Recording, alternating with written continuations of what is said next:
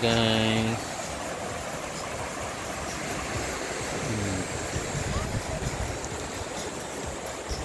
So ang guys, yan, laban yan. Ayun sa dulo. So malinis dito guys. Magandang tubig dito.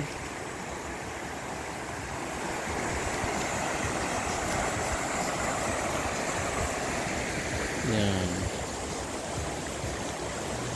Ang dagat kasi dito guys, medyo malayo-layo pa sa kanila eh. Kaya dito lang kami sa ilog.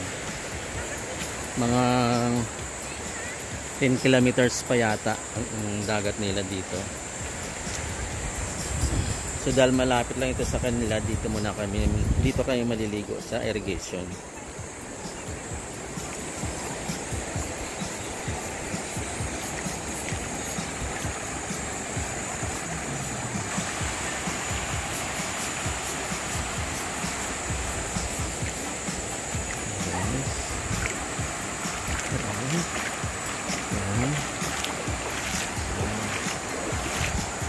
Medyo may mabato-bato siya guys eh.